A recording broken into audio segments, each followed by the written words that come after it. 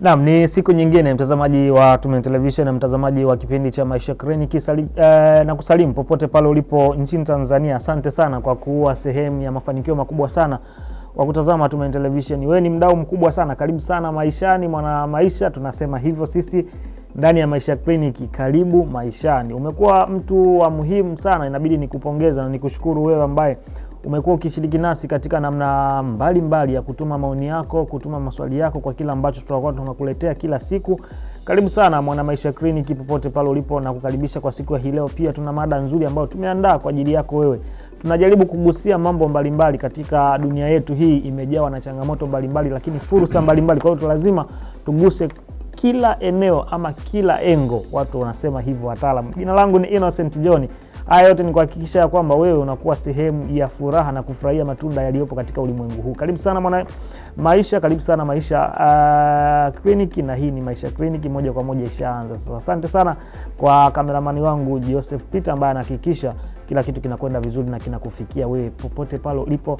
Hapo chini kuna namba hapo na mawasiliano zaidi. Unayo fursa pia ya kushiriki nasi na kujiunga nasi moja kwa moja katika kila ambacho tutaenda kukijadili moja kwa moja kwa siku ya hii leo. Na leo tutaangazia kuhusiana na swala zima la afya ya akili na ustawi wa ndoa.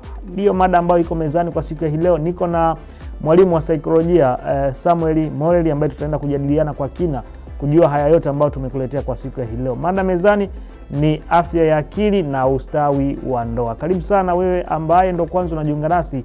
Hii ni Maisha Kliniki na hapa ni maishani. Karibu sana. Ndugu yangu, habari za huko? Salama kabisa. Unaendeleaje? Kwema kabisa. Mambo yanakwenda?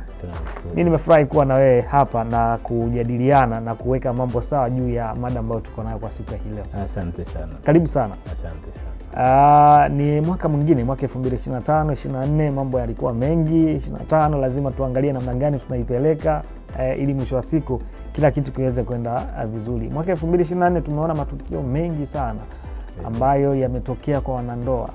Kesi zimekuwa nyingi sana 2024, lakini 25 sasa imeingia. Lazima wadau ambao mna fursa, mnao nafasi ya kuelimisha watu, lazima mpate platform kama hizi ili muweze kuwaelimisha na kuona namna gani tunalipeleka taifa letu katika misingi ambayo inaeleweka. Ni kweli kabisa. Karibu sana. Leo tunajadiliana kuhusiana na afya ya akili na ustawi wa ndoa. Wewe ni mwalimu wa saikolojia, unahusika zaidi katika kutoa elimu hii katika taasisi mbalimbali, mashuleni na sehemu kokote kule ambapo mnaitwa kwenda kutoa hizi elimu. Kwanza tuanze na afya ya akili. Tuifahamu kwanza afya ya akili ni nini, ili kabla tujaenda kuangalia ustawi wa ndoa na mambo mengine mengi, tuiangalie kwanza afya ya akili tunapoizungumzia, ili mtu aelewe kila ambacho tunakijadili kwa siku ya hii leo. Asante sana ndugu mtangazaji na ndugu msikilizaji. Nashukuru sana kwa kupata fursa hii. Kwanza kabisa tunatakiwa tujue akili ni nini. Akili yenyewe ni nini, alafu tuende kwenye afya ya akili. Akili ni chombo cha mawasiliano kati ya mwili, fikra, fikra na hisia za mtu. Mwili, roho na nafsi ndio akili, chombo cha mawasiliano. Ndugu mtangazaji, kama wewe jinsi ulivyo, gari lilivyo linawasiliana. Hiki ni chombo cha mawasiliano. Tumaini Media tunawasiliana. Mtu anawasiliana. Kwa hiyo uhusiano kati ya nafsi, roho na mwili ndio akili inafanya kazi yake. Sasa akili inafanya kazi kwa nguvu ya fikra. Fikra ni uwezekano wa kufikiri, sio uwezo. Ni uwezekano wa kufikiri.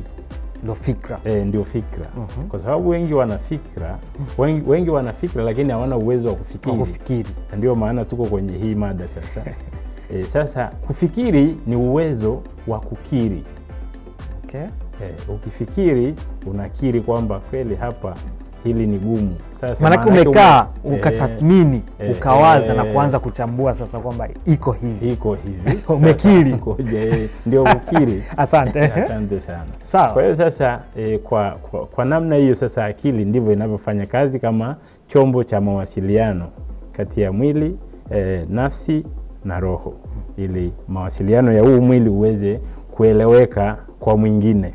Sasa afya ya akili Afya ya akili ni afya ya akili ni hali inayohusianisha muunganiko kati ya hisia, fikra, mawazo na mwili na jamii husika. Afya ya akili, kwamba ukiwa na afya nzuri ya akili, hisia zako zitakuendesha vema. Sawa sawa. Hutachukia sana.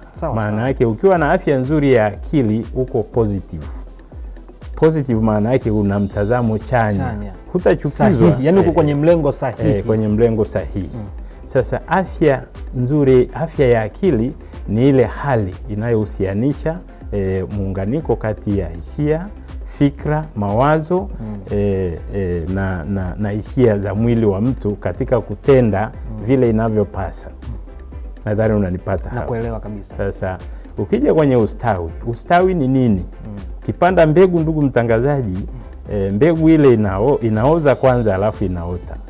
Sasa ili chochote kiweze kustawi, hata mbegu ile ikishaota, ukishaipanda, tunaona hata wakulima wakipanda mbegu yoyote ikishaota wanaanza kumwagilia. Sasa ikishapanda magugu yale yatakuwepo. Sawa sawa. Usipofeka au ukapalilia unaweza ukakosa mavuno. Sawa sawa. Sasa ustawi, hasa tunapozungumza ustawi wa mtu, mtu ana utashi, wanyama wana silika, mtu ana utashi. Sasa ili ustawi wa mtu ukoje? Ustawi wa mtu ni kukua, kuendelea katika yale mazuri, kuendeleza umungu katika yale mazuri. Sio kwamba mabaya hayatakuwepo, lakini ustawi ni uwezo, wale wazungu wanasema resilient. Resilient ni kuwa thabiti katika utendaji wa mema. Unaweza ukakosewa lakini hauondoki kwenye kutenda mema. Unaweza ukajaribiwa lakini ukiwa katika uchanya utastawi. Hutarudisha baya kwa baya, utarudisha jema katika baya ili uweze kustawi katika mema. Sasa ukiweza kwenda hivyo maana yake unastawi katika muhimili huo. Sasa ndoa na afya ya akili na ndoa sasa, au tuzungumzie ndoa. Ndoa ni nini? Ndoa ni alafu ndo tuje sasa tuzungumzie afya ya akili na ustawi wa ndoa. Ili sasa tufahamu kwanza kwa nini afya ya akili na ustawi wa ndoa. Kwa tujue, ndo tushajua afya ya akili, tumeangalia akili yenyewe, tumeisema, tumeangalia afya ya akili yenyewe na tumezungumzia ustawi. Tuiguse sasa ndoa. Ndoa ni agano la Mungu na mwanadamu katika kuendeleza vizazi. Kwa kifupi, ndoa ni agano la Mungu kwa mwanadamu. Sasa ndoa ndio msingi wa ulimwengu kuwepo. Kwa sababu maisha yalianzia pale kwa Adamu na Eva katika uumbaji. Na ndoa ni ya Mungu. Mwanadamu anadhibiti tu mawasiliano. Kwa hiyo mawasiliano yakikosa weledi ni changamoto. Na ndoa haivunjiki. Yanavunjika mahusiano. Lakini Mungu akishafunga, biashara inakwenda. Ni wewe kutafuta weledi wa kutengeneza ustawi, kuendelea iweze kwenda. Kwa sababu agano la Mungu alivunjiki, safari inatakiwa iende. Kwa hiyo sasa afya ya akili katika ustawi wa ndoa inahitajika. Kwa sababu akili ndio kweli, ndio njia, ndio kweli, ndio njia, ndio uzima.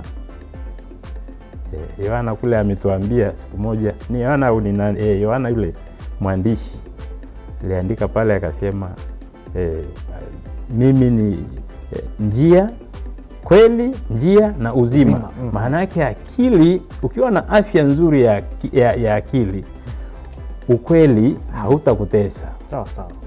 Njia utakuwa njia, daraja kwa wengine kupita. Na uzima utaufurahia. Sio kwamba hutapitia mabaya, lakini utasonga mbele. Maana yake sasa afya nzuri ya akili na ndoa ni sehemu ambayo kuna changamoto nzito. Kuna shughuli nzito. Kwa sababu utapata watoto, utaongeza ndugu upande huu na upande huu. Kwa hiyo sasa lazima afya yako ya akili ikue katika viwango ambavyo utaweza kudhibiti yote yanayotoka pande zote, ili uweze sasa kuchanja mbuga na kuelekea na safari ambayo inahitajika katika kulijaza dunia. Lakini katika hapo sasa, kabla tujaingia kwenye utaratibu mwingine, tuzungumzie sasa ili akili iweze kufanya kazi. Mwili wako au mwili wangu, ndugu mtangazaji, umegawanyika sehemu 5 ili tuweze kuelewa vizuri tunavyoendelea mbele. Sasa ni kama huu mkono. Huu mkono kwa mfano kuna mwili huu unaoonekana, kuna mwili wa fikra kifalsafa sasa hizo tunataka kuzungumza. Kuna mwili nafsi, kuna mwili roho, kuna mwili mtu. Sasa mtu ndiye muunganiko sasa. Ukimuona huyu anasema ni mtu. Mungu anahitaji mtu atakayesimama mahali palipobomoka. Huyo mtu anatakiwa ameunganika katika hivyo vitu ambavyo umevitaja pale mpaka kuja kukamilika. Sasa akili ya mwili huu unaoonekana ni DNA au vinasaba, cells au molecule, ndio vinavyofanya mawasiliano yaende. Akili ya mwili huu wa nyama. Akili ya fikra, mwili wa fikra ni kumbukumbu. Mtu anatunza kumbukumbu gani? Anakumbuka nini? Anakumbuka mabaya tu au mema zaidi? Anawezaje kudhibiti fikra hizo? Nadhani hapo umenipata. Halafu nafsi, akili yake ni mawazo. Nafsi iliyo hai ndio inayoweza kubeba mwili. Ndio yale mawazo ambayo yako hai sasa. Negative na positive. Negative ikizidi, mwili huu wa nyama utamwendesha mtu. Nafsi iliyo hai ndio inayoubeba na kuendesha mwili, kupeleka jinsi inavyopasa. Halafu cha 4 ni roho. Mwili roho, akili yake ni maono. Mtazamo, yani maono yale ambayo unafikiria nini, unaweza ukapangaje, ukafikiaje. Kama wewe katika kutenda hii kipindi, maana yake umenitafuta, kuna kitu ambacho umeona kwamba hapa ngoja nimuite huyu kwenye hii jamii yetu, kuna hii, maana yake maono hayo. Maana yake wewe ndani kuna kitu umekigusa. Mwili mtu ni akili yake ni present moment. Ndio kukamilisha sasa hayo. Sasa akili yake ni present moment. Watu wengi, ndugu mtangazaji, wanaishi jana na kesho. Depression ni kwa mambo yaliyopita. Sawa na anxiety ni kwa mambo yajayo. Asilimia kubwa hatuna present moment. Hatuwezi kumaintain present moment. Yani tunalalamika zile nanilia ambazo zipo zinazotendeka, si ndio? Yuko leo lakini anawaza aliteswaje jana, alinyanyaswaje. Yani hatuishi kwenye mazingira ambayo tuko nayo. Tunaishi katika kipindi ambacho kilipita. Jana nilipoteza 200,000. Sasa hapo ndipo vurugu inapokuja sasa. Kwamba unaelekea, yani umebeba yaliyopita, unawaza yajayo. Lakini mwalimu, ni kosa kuyaishi yale yaliyopita. Si kosa. Kinachotakiwa ni kwamba kesho hujafika. Kesho inatengenezwa na leo. Leo utakapotenda vema, maandalio ya kesho yanatoka kwa leo katika kutenda vema. Sio kwamba usipange, utapanga vizuri, lakini tenda vema leo. Ona leo yako kama vile leo ndio mwisho. Lakini ya jana, yale yaliyopita sasa ili uondokane na depression. Mambo yote yaliyopita geuza kuwa ni shule. Ukiageuza kuwa ni shule, ni mafunzo. Na swali langu lilikuwa linakuja hapo. Unasema umewahi katika swala la kwamba sawa, mwingine sasa tayari jana yake ameshaikosea. Ndio. Yaani sasa hivi tunazungumza na mtu ambaye anahitaji kuitengeneza leo yake iwe imara. Tayari sasa kuna mwingine kashaikosea jana yake. Kukubali kosa ndio kutoka kwenye kosa. Ukikuta mtu ana tamaa na anataka atoke kwenye tamaa, ameshapiga hatua moja. Yaani ukuta mtu ni mlevi, anataka atoke, huyo ni rahisi sana kumsaidia. Sawa. Maana yake ni kumuelekeza, ameshakubali ile hali kwamba kweli nimelemewa. Sasa ukikutana naye amesharidhia. Ridhaa ile ikishatokea na ikakaa kwenye nafsi yake, tayari yuko tayari kupokea msaada na hata kwenda. Kwa hiyo mapito yako ni shule kuu ambayo Mungu anakupitisha ili uweze kuishi katika hali halisi. Kwa sababu sisi hatukubali uhalisi. Tunakubali asili. uhalisi ndio Mungu, ndio leo, yani leo ni Mungu ulivyo unavyojitazama kwa sasa. Yani sasa hivi ukifa leo, hata ukikaa mwezi ujao, tarehe ya leo ndio itakayoandikwa kwenye msalaba. Maana yake present moment ni ya muhimu, uwepo wako. Kitu pekee ambacho hakitaondoka ni uwepo. Mwalimu Nyerere ameondoka, lakini ukiweka redio pale unamsikia akiongea hivi, unajua kabisa yule mtu aliweza kutunza uwepo. Ndio maana amekwenda.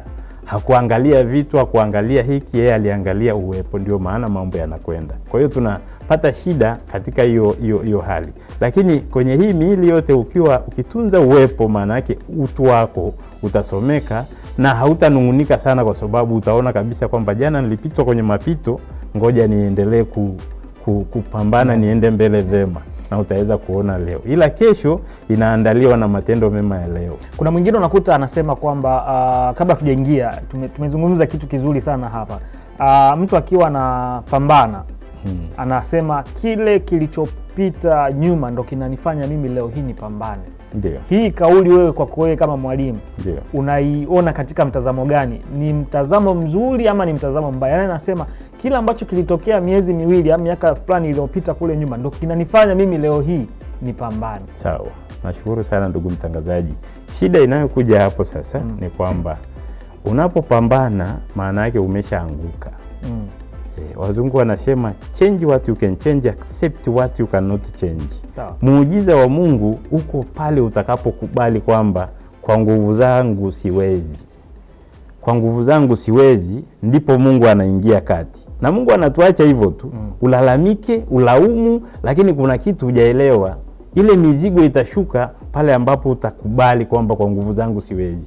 Utapata msaada. Kwa mfano mtu anayeangalia kipindi hiki, mwenye mzigo ataanza kushusha taratibu.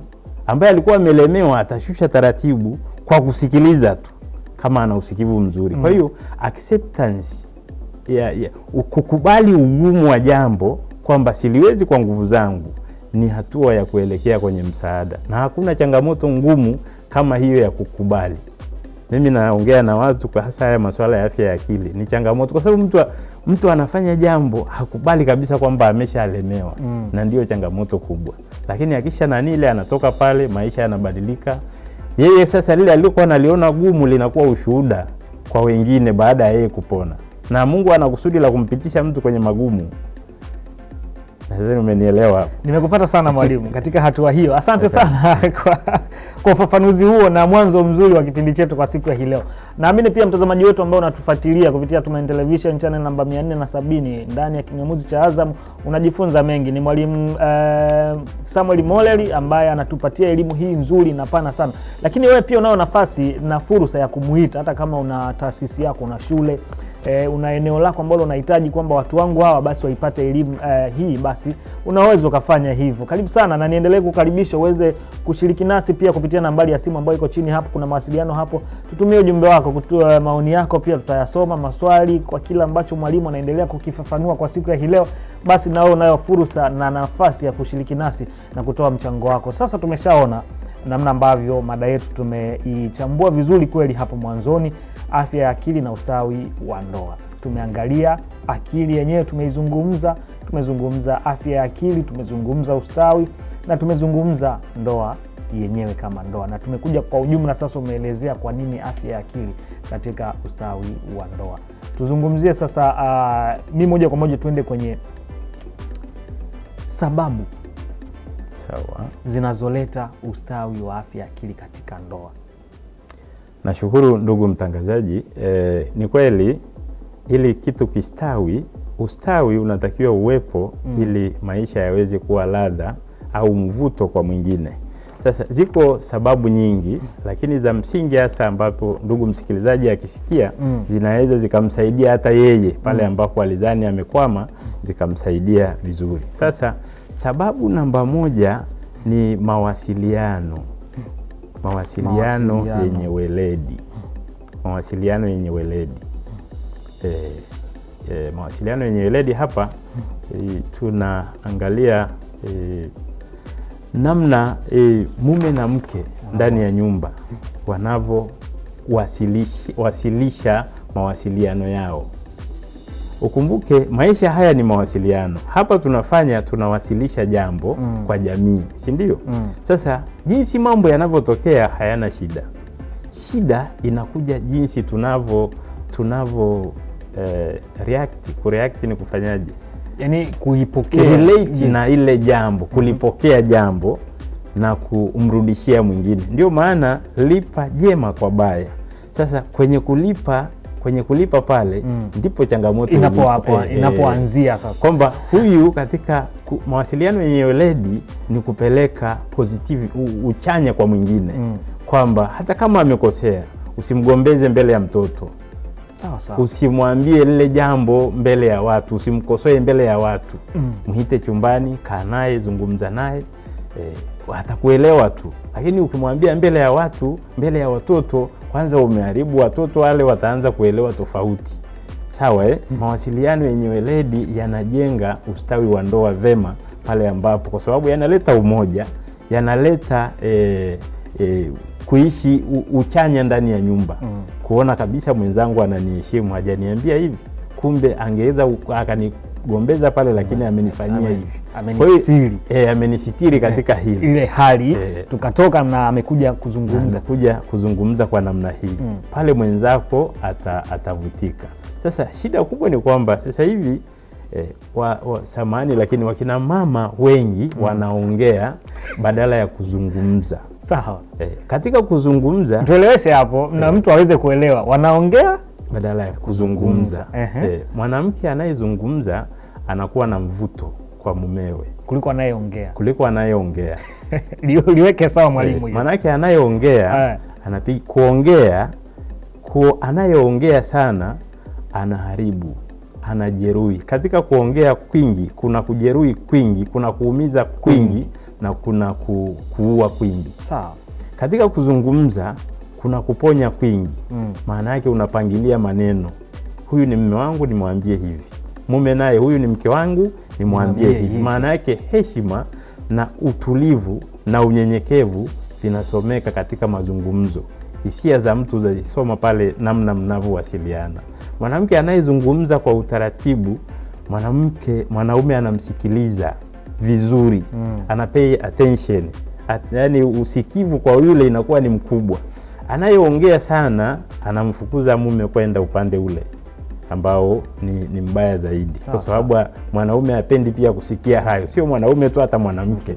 Kwa sababu ni hali ambayo inakwenda kwa pande zote. Pointi namba 2 ambapo sasa tumezungumzia mawasiliano yenye weledi. Sawa mwalimu, tuendelee. Pointi namba 2 sasa ni uaminifu. Uaminifu ndio unaobeba msingi mzima. Uaminifu unabeba amani. Amani inabeba furaha. Furaha inabeba upendo usioonekana. Sawa Na tunapozungumzia uaminifu kule kanisani wanasema nitakuwa mwaminifu kwako. Maana yake ya yale maneno ni kwamba uaminifu ni kwa mtu mwenyewe. Yaani mimi nikiwa mwaminifu, maana yake sitatoka nje ya ndoa yangu. Sijui umenielewa? Ndio maana ya uaminifu. Hata mwenzangu akitoka, silipizi kutoka kwake. Mimi niangalie hivi nitamsaidiaje mwenzangu aachane na hicho anachokifanya.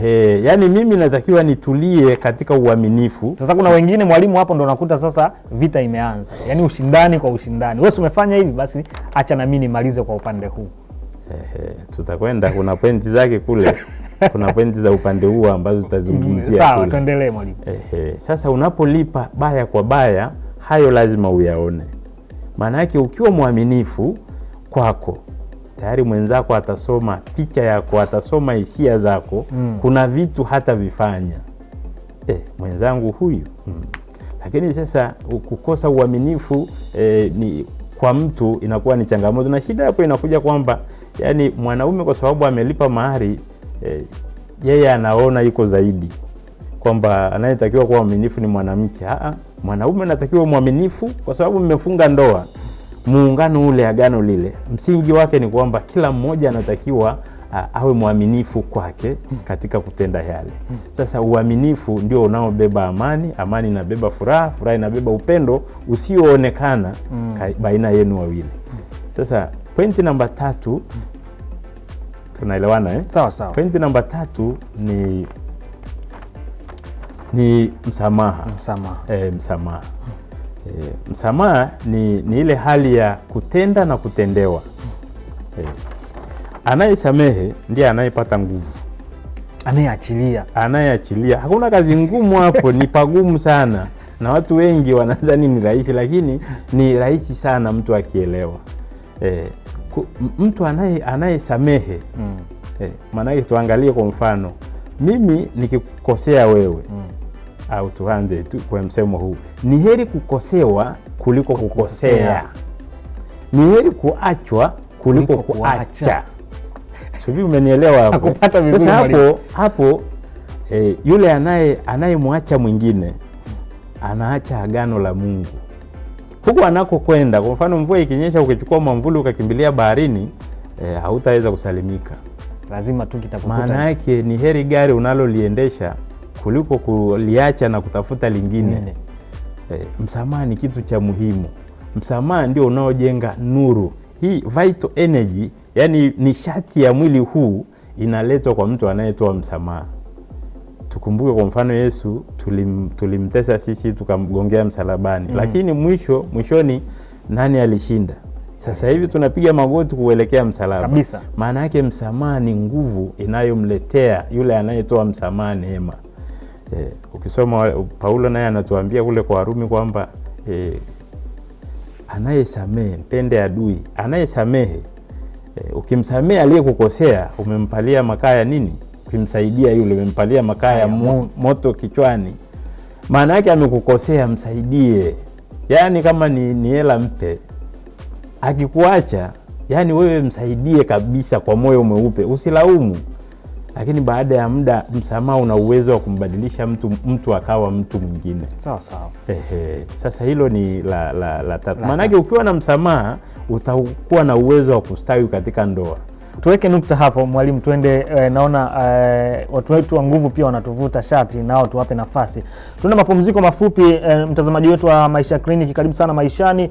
Ni afya ya akili na ustawi wa ndoa, ndo mada ambayo tuko nayo mezani. Na kama ndo kwanza unajiunga nasi, hii ni Tumaini Television na hii ni Maisha Clinic. Karibu sana Maishani. Niko na mwalimu wa saikolojia Samuel Molel ambaye tunajadiliana kuhusiana na afya ya akili na ustawi wa ndoa. Jina langu ni Innocent John. Mapumziko mafupi yanafuata, alafu tutarejea kwa ajili ya kuja kuendelea sasa na kila ambacho ni kizuri zaidi na zaidi. Endelea kubaki hapo, endelea kusalia nasi.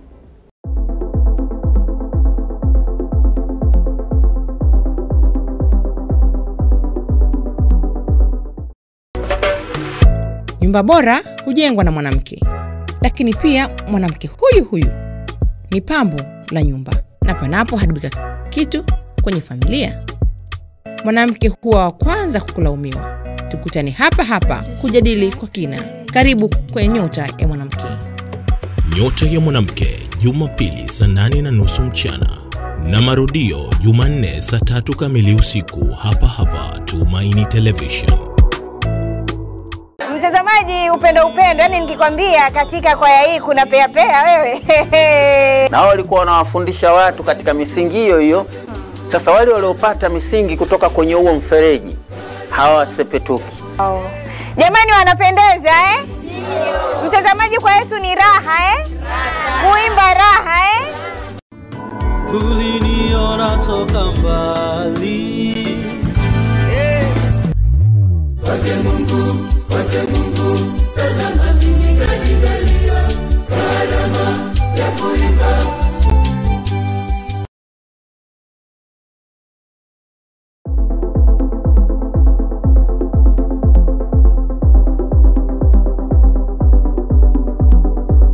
Naam, asante sana kwa kuendelea kusalia nasi. Asante kwa kuendelea kubaki nasi ndani ya kipindi cha Maisha Clinic. Karibu sana kama wewe ndo kwanza umefungulia TV yako kwa muda huu, hapa hewani ni kipindi cha Maisha Clinic. Karibu sana Maishani, karibu mwana Maisha Clinic. Jina langu ni Innocent John, nyuma ya kamera ni Joseph Peter. Niko na mwalimu wa saikolojia Samuel Molel ambaye tunajadiliana kwa kina sana kuhusiana na afya ya akili na ustawi wa ndoa. Kabla tujaenda mapumziko, tulikuwa tunazungumzia kuhusiana na sababu ambazo zinapelekea afya ya akili na ustawi wa ndoa, si ndio? Karibu sana. Tulikuwa tumezungumza kuhusiana na mawasiliano yenye weledi, tukagusia pia uaminifu, tukazungumzia pia msamaha. Kabla tujaingia katika upande mwingine, mwalimu, kuna sababu nyingine ambayo inapelekea afya ya akili na ustawi wa ndoa? Ndio, nashukuru. Kinachosaidia pia hapo ziko nyingi, lakini hizi ni muhimu. Sawa. Kama mtu akizitekeleza vizuri zitamsaidia. Nyingine ni uwepo. Kitu pekee ambacho kwa mwanadamu hakitaweza kuondoka ni uwepo wako. Umungu wako ndio uwepo wako kwa kile unachofanya. Maana yake ukiweza kutunza uwepo, jifunze kwa mapito. Yaani geuza mapito yako kuwa shule. Yaani jana haitakuumiza. Kila siku tunafanya zoezi la kufa. Tunalala, hatujui tuko wapi. Sawa sawa. Tukiamka tupo leo. Tunaishi siku moja, tutakufa siku moja. Maana yake uwepo wako ni muhimu kwa sababu kesho hauijui. Ndio maana tunamuomba Mungu akipenda kesho. Maana yake unapotenda vema leo, uwepo wako ukiwa na wewe, unaweza kwenda na uwepo wako. Kokote utakako kwenda, kivuli chako kitakuwa na wewe. Ukitaka kuanza kupotea, anza kushindana na mtu mwingine. Lakini ukiweza kushindana kwanza na kivuli chako ukakishinda, basi anza kushindana na mtu. Maana yake haukuumbwa kwa ajili ya kupambana na kushindana na mtu. Sio wewe uliyemleta mtu. Mtu ameletwa kwa kusudi maalum na Mungu. Sawa sawa. Kwa hiyo unapopambana naye utakuwa umepotea. Kwa hiyo ukitunza uwepo wako, utakwenda na uwepo wako. Utafanya lile linalopasa kukufanya. Utashughulika na lile linalokupasa. Mambo yaliyopita utageuza. Ili uweze sasa hapo, ni lazima ugeuze mambo yaliyopita kama shule. Yaani mafunzo. Hakuna profesa aliyekupitisha pale, hakuna mwalimu, ila Mungu alikupitisha kwenye yale mapito ili akujenge leo yako iwe ni leo ambayo itakuwa na ushuhuda kwa mwingine. Changamoto unazopitia ni sehemu ya wewe, ni dhahabu inayounguzwa kwenye changamoto zile ili uwe mtu leo. Ukitoka kwenye zile changamoto uwe mtu imara, uanze kutoa ushuhuda. Sawa sawa. Lakini utaepuka kulaumu ukiwa na uwepo wako. Shida kubwa, ndugu mtangazaji, ni kwamba watu wengi tuko karibu na watu, tuko mbali na sisi. Mtu yuko karibu na watu, yuko mbali na yeye, yuko mbali na Mungu. Sasa anadhani anapendwa na watu. Unatakiwa uwe karibu na wewe nafsi. Ndio pale nilipokuwa nazungumzia mwili ule. Sawa sawa. Yaani ukiwa na mwili huu unaoonekana, utakuwa karibu sana na watu. Kumbe unatakiwa uwe karibu na nafsi yako, uwe karibu na Mungu ili uweze kugusa watu kwa neno lile utakalotoa. Wengi tuko mbali kwenye namna hiyo. Kwa hiyo ukitunza uwepo itakusaidia. Nakushukuru sana mwalimu kwa ufafanuzi huo na sababu ambazo umezitoa, na kweli zinaonekana zina mashiko kweli kweli, na kama mtu anafuatilia kwa sasa hivi anatutazama, basi kuna kitu ambacho anajifunza hapa, na kama kuna namna alikuwa ameanza kwenda kinyume kwenye ndoa yake, kupitia hizi sababu zinaweza zikamrejesha katika misingi ambayo iko imara zaidi. Tuje sasa tumeangalia hizi sababu za ustawi wa afya ya akili katika ndoa. Migogoro sasa. Hapa ndipo kwenye changamoto. Hapo ndipo kwenye changamoto zito. Leo tunazungumzia kuhusiana na afya ya akili na ustawi wa ndoa. Migogoro iko mingi sana ambayo inapelekea pengine kwa namna moja ama nyingine afya ya akili na ustawi kwenye ndoa inakuwa changamoto. Migogoro hiyo kama ipi? Tuanze kuigusia moja baada ya nyingine. Migogoro, afya namba moja ni ujinga. Ujinga ni kutokujua jambo ambalo unapaswa kujua. Kuna mambo tunayoyafanya. Hizi sasa tunazungumzia sasa migogoro ambayo inaweza kapelekea ndio hiyo afya akili na ustawi wa ndoa ikawa changamoto. Point namba moja ni ujinga. Sawa. Kuna wakati tunaelewa vibaya. Kuna kujua vema na kuna kutokujua. Sawa sawa. Unaweza ukafanya jambo kwa kutokujua kwamba linatakiwa liwe hivi. Na ndio maana mtu anatakiwa aulize Pale ambapo uelewi, uliza kwa uungwana, utaelekezwa. Uelekezwe. Sasa ujinga ni kuto kujua jambo ambalo unapaswa ujue. Katika ujinga wa kisasa ni kujua vibaya. Kwenye maisha ya sasa hivi, mimi na wewe au mtu mwingine, kuna kuelewa vibaya. Unasikia jambo, unakurupuka nalo, mwenzako anakuambia jambo kule, huna ushahidi nalo, unakuja tu huko hai. Message imeingia huko, imetoka nje huko, unaamka nalo, kumbe ungetulia ungeweza kupata ukweli. Ndio maana pale nilikwambia kwamba ukifuatilia simu sana, kuna kitu utaanza kupata pressure. Kikutishacho kitakutawala. Sawa. Kwa ujinga huo sasa. Kwa sababu unakuwa na hofu nacho. Kumbe kule unakowazia hamna chochote, lakini wewe umeshatengeneza tension, mawazo umeshaanza kupeleka ile hali. Sasa inaleta shida sana kwenye jamii yetu ya leo. Kujua, lakini kujua vibaya. Sasa hivi watu wanajua vibaya, wanaelewa vibaya. Kwa sababu gani? Mitandao hii, kila kitu kinazungumzwa. Sasa hivi watu hawasikilizi kwa macho, hawasikilizi kwa masikio, wanasikiliza kwa mdomo na macho. Yanayoongelewa, yanayotizamwa kwenye social media, kwenye mitandao, ndio habari. Lakini kule ndani kwenye nani anasema, mtu anaanza kusikia. Imani ni unaanza kusikia, alafu ndio unaona, unatazama. Sasa ili uweze kuondoa ujinga, lazima ujifunze, lazima uwe na utulivu na usikivu katika kuliendea jambo. Ndio maana hekima ni utatuzi wa jambo. Ukiwa na hekima unaweza ukatatua mambo mengi. Lakini sasa angalia kwa mfano kwenye jamii zetu, mtu anaweza akasoma, kwa mfano mwanamke ana kazi, amepata mshahara au amesoma, amepata degree, anashindwa kubalance kwamba akishaona mimi na uwezo wa kufanya hiki, dharau zinaweza zikaja. Kiburi sasa cha uzima wa elimu kinaanza kupanda. Kinapanda kwamba anamdharau huyu, ataniambia nini, mimi maisha yatakwenda. Sasa kwa wanaume wengine pia nao ni hivyo, kwa sababu tukizungumza hivi twende kwa wote. Lakini angalia ujinga, pointi ya ujinga. Kumbe unatakiwa ujue mpaka wa elimu yako, mpaka wa kazi yako, na ndoa isimame wapi ili msingi mzuri wa malezi uweze kwenda. Kwa hiyo kuna mambo kwa ujinga wetu tunayaharibu zaidi. Kuna mambo ambayo ukiambiwa hii ndoa imevunjika unaweza ukacheka sana. Ndio hii sababu kweli nayo. Ndio sababu hii. Kwa sababu wakati mwingine kama nilivyosema kule nyuma, ukienda kwa hakimu ili avunje ndoa, yani tena muambie kabisa yule hakimu, ili umvuruge, unamwambia yani huyu ninampenda na leo nampa na hela. Ikienda mahakamani ni ya kuvunjika. Sawa. Lakini mimi nitamwambia kabisa yani huyu nampenda na Mungu azidi kumbariki. Tena kwa upendo na sirudishi. Kwa sababu ni agano la Mungu. Sasa wewe inawezekana nachukua mamvuli kwenda baharini, mimi nitapata nini? Sawa Hamna chochote unachokenda huwezi kwenda kupata.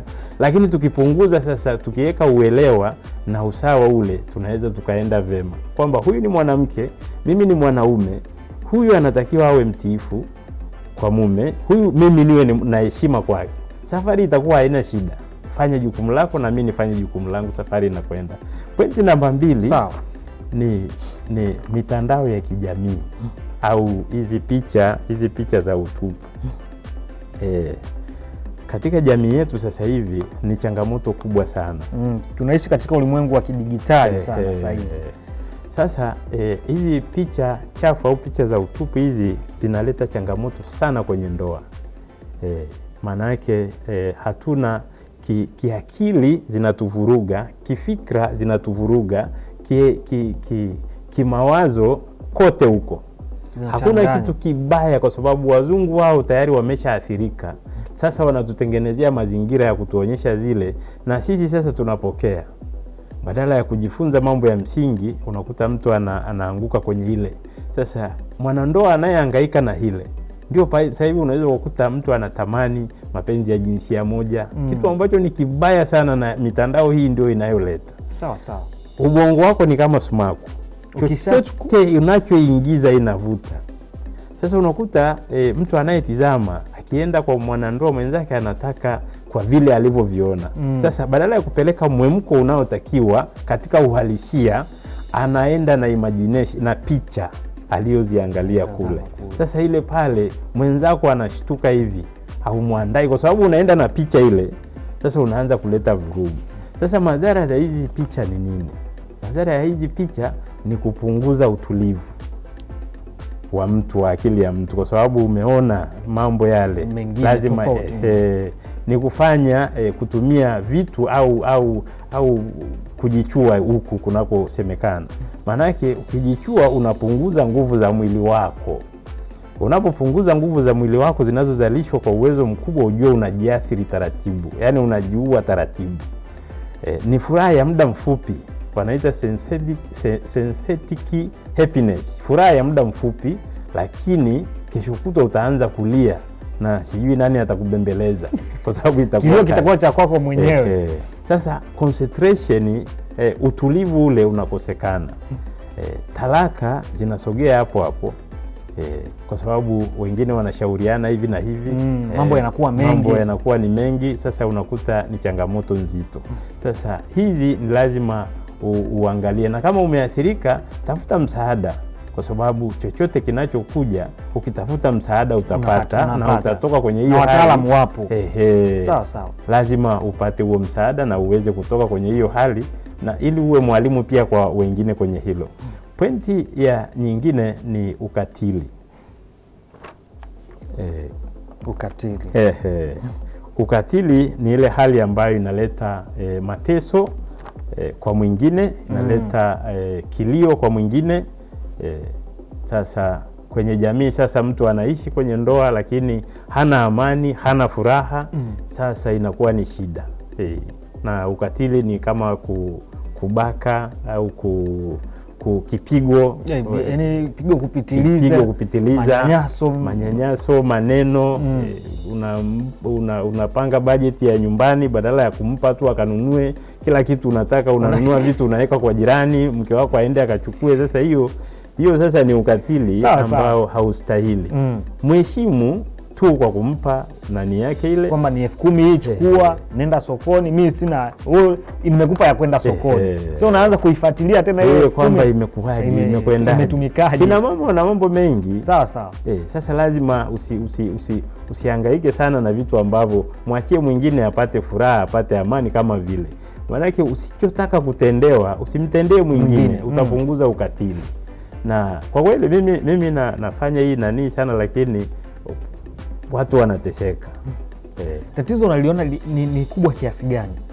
Ni kubwa kwa namna ambavyo unavyozunguka huko katika kutoa elimu.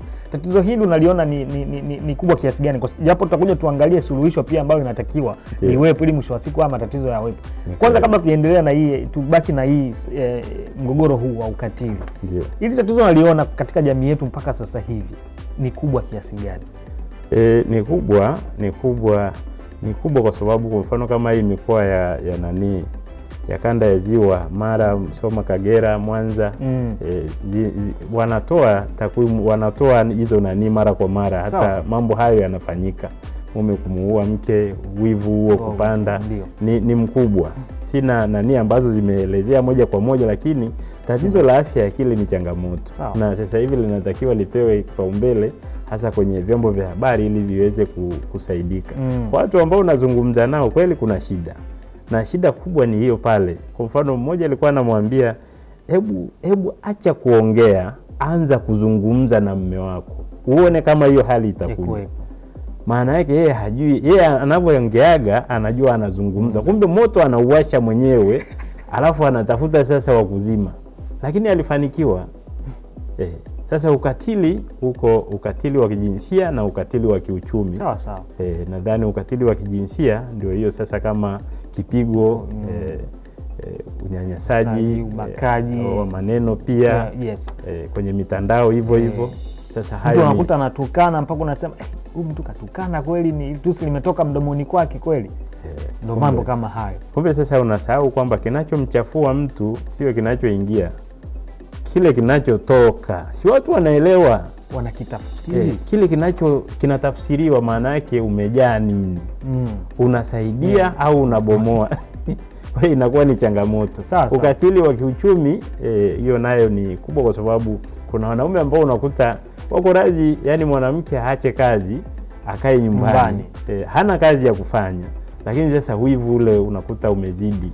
Wivu ule sasa unakuwa ni nani? Sasa lazima kwa dunia sasa hivi lazima umruhusu mwenzako akaenda katafute. Katafute, lakini mnakuwa tu na misingi yenu ile ya uweledi wa kufanya mambo yenu yaweze kwenda kwa utaratibu ambao unahitajika vema. Sawa. Pointi nyingine ni uoga. Uoga ni shida kubwa, kwa sababu hata shida, kwa mfano watu wengi wenye matatizo hata haya magonjwa yasiyoambukiza ni shida kubwa kwenye hapa. Kuna uoga ambao unasababishwa na matarajio makubwa. Mke anaweza akawa ameolewa au mume ameoa akitarajia hiki, katikati mambo yasiwe vile, yanabadilika. Sawa. Au alitarajia mambo yataenda hivi, kazi ikaisha, mambo yakaanza kuharibika. Lakini pale hofu ile inaanza kujengeka. Kumbukumbu mtu anazotunza zinaweza zikakuletea uoga wa mbeleni, wa mambo yajayo, wa mambo yaliyopita. Ukiyawaza yale, uoga unajaa. Na uoga ukijaa ndani mwako, shida kubwa. Kuna cortisol hormone inaitwa cortisol hormone, ni kemikali inayozalishwa kwa ajili ya kuhadamu ili kupambana. Kwa hiyo uoga ni wa kudhibiti ndani ya mwili wa mtu. Uoga ukiwa mkubwa, kinyume cha upendo ni uoga. Elewa kabisa, sio chuki. Mwenye chuki ana upendo, hajui ya upelekeje. Ndio maana upendo unaondolewa na uoga. Yaani upendo kinyume chake ni uoga. Ni uoga. Kwa nini? Kwa nini mwalimu? Upendo kinyume chake sio chuki. Umenielewa? Ukiondoa uoga kwa kiasi, utampenda yule. Utapeleka upendo. Uoga unaua kabisa upendo ndani ya mtu. Unaondoa, kwa sababu upendo ndio uwezo. Upendo ndio nguvu. Kuvumilia yote, uamini yote, hauna wivu, hauna chuki, hauna kiburi. Ukiwa na upendo una furaha. Ukiwa na furaha ndani mwako, hauna uoga. Hutamuogopa mume. Wanawake wengi wanaogopa waume zao. Sasa hawezi kupeleka upendo. Kuna mambo hata muambia mume, kwa sababu atapigwa, atafanya hivi. Sasa anakuwa yuko tu hivi. Yaani anapokea, anazungumza. Kumbe mke ni injini kubwa. Neno nyumba ni neno la kike. Mwanamke ndiye nyumba. Sawa sawa. Wewe huwa unaingia tu kwenye nyumba ile. Si ndio? Ndio. Kwa hiyo sasa mwanamke akitulia vizuri, mwanaume anasimama vema pia. Mwanamke mwenye mvuto. Kuna mwanamke chanya na mwanamke hasi. Tunapomzungumzia mwanamke, mwanamke chanya na mwanamke hasi. Mwanamke chanya amebeba umungu. Mwanamke hasi bado hajaelewa. Uhasi ukiwa ndani yako, maana yake utajihasi wewe na utamuhasi mwingine. Ushetani ule utaendeleza. Lakini ukiwa na uchanye ule, unaweza ukamsaidia mwenzako. Utajua uzungumzeje na mwenzako. Lakini ukiwa na mawazo hasi, utamuhasi mwenzako. Ukiwa na uoga kwa kiasi, utamsaidia mwenzako. Kwamba akiongea, wewe utatulia. Kama hivi tunavyozungumza hapa. Sasa ukikuta unaongea na yeye anaongea, amplifier inakuwa kubwa. Kipindi kile cha nyuma wazazi wetu walikuwa wanatoka huko chumbani, mambo wakitoka wanaitana, wanazungumza. Siku hizi ni ngumu, kwa sababu watu mnagombana wawili, mnatoka nje, mama anaanza kuamplify. Mpaka ukikaa hivi mwanaume unasema kweli Mungu asaidie. Kwa hiyo ni changamoto. Woga sasa ni changamoto kubwa sana. Woga kwa kiasi utakusaidia ufanye chochote. Woga kwa kiasi utakusaidia uwe na utulivu. Woga kwa kiasi utakusaidia uwe mnyenyekevu. Kiasi ndio nguvu, ndio ufunguo unaofungua. Neno kiasi kwenye Biblia limeandikwa. Kiasi ndio ufunguo. Manake usiwe na uoga wa kupitiliza. Ni mbaya pia. Unaua upendo. Na usiwe na uoga kiasi tena ukapungua. Na penye ni changamoto. Uwe na uoga kiasi kwenye ndoa.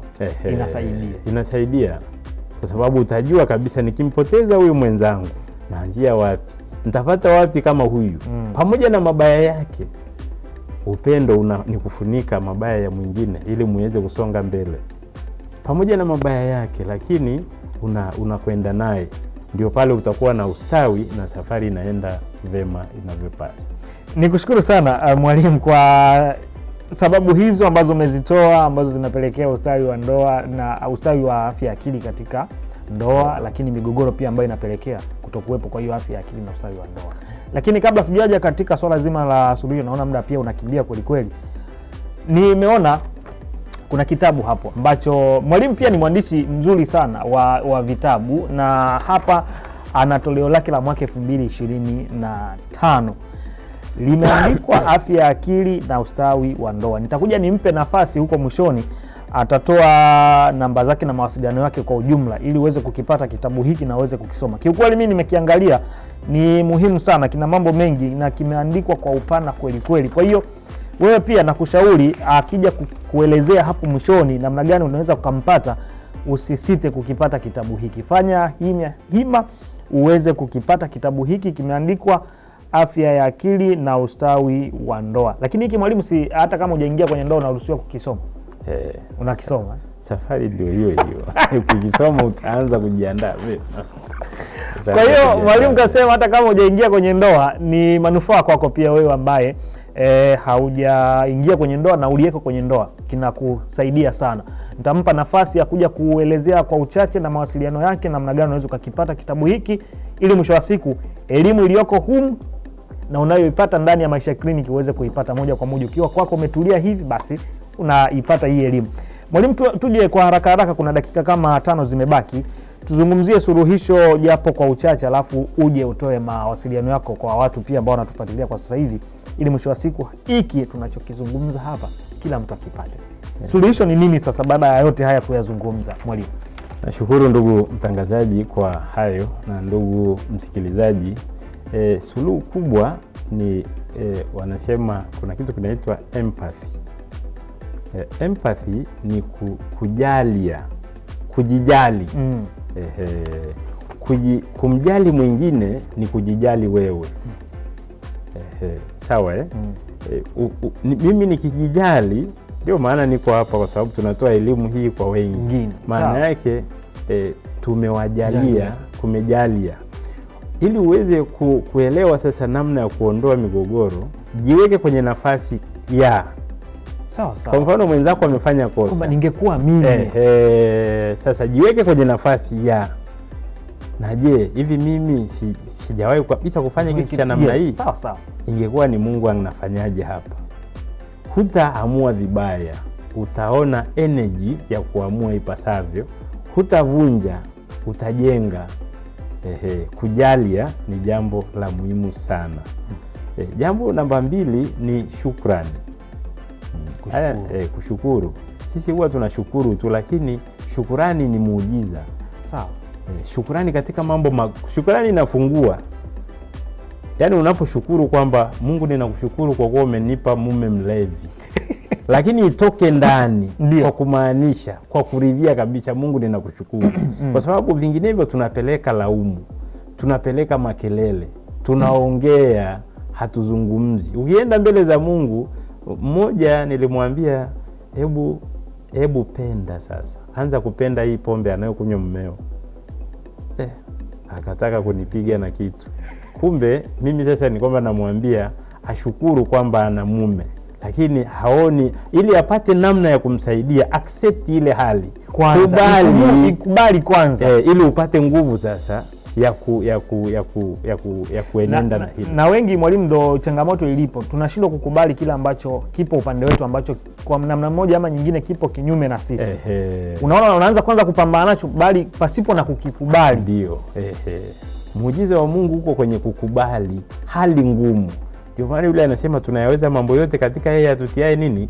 Nguvu. Ukikubali unatiwa nguvu, utashangaa umeweza. Mbona yule aliweza? Hakumaliza hata miezi 2 akarudi na kusema amefanya, na yule baba ameacha na ile pombe, kwa sababu kuna kitu alikuwa azungumzi, yeye alikuwa anaongea.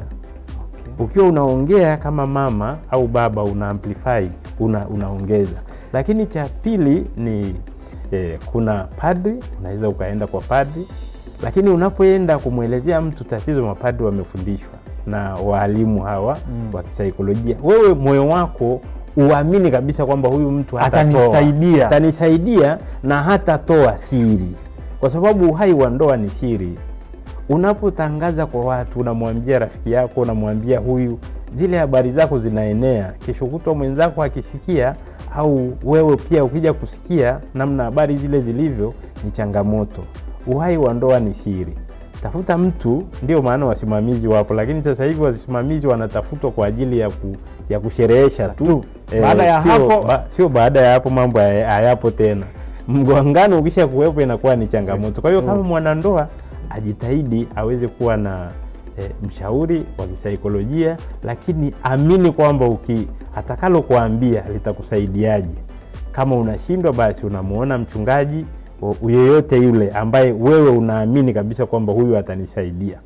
Wanasaikolojia wapo, unaweza ukaja ukazungumza. Lakini uhai, mimi huwa nikitatua mgogoro, naamini hawa watu wawili hakuna chochote kilichotoka, wao ndio tatizo. Ukifanikiwa kuwasuluhisha hao wawili bila mtu yeyote kujua, utawasaidia sana. Ukiona unashindwa wawili, tafuta mmoja, hasa aliyesoma kasoro, kwa sababu ameona kasoro, anashindwa namna ya kumsaidia sasa mwenzie. Aliyesoma kasoro ndiye anayejua namna, ukimuelekeza atajua namna ya kumrudisha mwingine kwenye njia, aidha yeye ashuke ili aweze kumbeba mwingine na watafunika na safari itaenda. Asante sana mwalimu kwa darasa zuri. Mimi naweza nikasema leo ni darasa kipindi. Nikizungumza hivyo unaweza ukanielewa vizuri kabisa. Ni darasa kipindi. Mwalimu amefundisha vizuri kabisa namna ambavyo unaweza ukastawisha afya ya akili katika kustawisha pia ndoa, ili hivi vitu viweze kwenda sambamba. Ameelezea vitu vingi sana. Sasa ni kwa dakika moja ama sekunde kadhaa hivi, waambie namna gani ambavyo wanaweza kukupata wewe, na elimu hii wanaweza kaipataje. Pia na mtu ana taasisi, ana shule, ana familia pia, hivyo mtu mmoja mmoja. Zungumza nao hapa watazamaji wa Maisha Kliniki, ili mwisho wa siku basi waweze kukupata moja kwa moja. Lakini bila utolee maelezo pia afya ya akili na ustawi wa ndoa, kitabu hiki. Nashukuru sana ndugu mtangazaji na ndugu msikilizaji. Kwa kweli nashukuru kwa usikivu wenu. Mimi napatikana kwa namba moja, namba moja 0785 270 390. Rudia tena 0785 270 390. Napatikana Stopover, lakini Stopover pale Kimara. Kwa hiyo ndio nafanyia shughuli zangu. Kama una tatizo la kisaikolojia, basi unakuja. Lakini pia tuna kitabu hiki ambacho kuanzia Ijumaa kitakuwa kimetoka vizuri, na yeyote ambaye anahitaji kopi kwa aliko Dar es Salaam, tunaweza tukawasiliana kwa namba hiyo, tukawa unakipata kirahisi. Kwa alioko mikoani, basi unaweza ukapiga tu, alafu tukajua namna ya kukupatia. Ni kushukuru sana mwalimu kwanza kwa kufika na kutupa elimu hii kubwa, na kutuletea zawadi pia hii ambayo ni zawadi kwa kila mmoja. Ndio. Ni zawadi kwa kila mmoja ambaye atakipata kitabu hiki, basi anayo mengi sana ya kujifunza. Asante. Kwa siku nyingine pia tukikualika kuja kutoa hili darasa, basi uwe na nafasi ya kufika, ili wananchi waendelee kunufaika na kufaidika. Nashukuru sana. Asante sana. Niko tayari, tutakuwa pamoja. Asante sana. Ni mwalimu wa saikolojia Samuel Moleli ambaye tulimekuwa naye kwa siku ya leo, tukijadiliana kuhusiana na afya ya akili na ustawi wa ndoa. Ni mambo mengi sana ambayo tumeyazungumza kwa siku ya leo. Naamini pia ambao walikuwa wanatufuatilia mwanzo mpaka tamati mwa kipindi hiki, basi umepata elimu kubwa sana. Darasa kipindi ndipo ambapo inatamatika kwa siku ya leo, naweza nikaita hivyo, na nikakipa nyota hiyo hii kipindi chetu cha Maisha Kliniki kwa siku ya leo. Jina langu ni Innocent John, hapa ni Maishani. Karibu sana Maishani. Mwenzangu ni Joseph Peter. Asante kwa kufuatilia kipindi hiki. Maoni yako tutafanyia kazi, maswali tuma namba hiyo iko hapo chini, basi kila kitu kitakwenda vizuri kabisa. Vipindi vingine vinaendelea hapa Tumaini Television. Endelea kusalia, endelea kutazama Tumaini Television. Ipe nafsi yako tumaini. Kwaheri kwa sasa.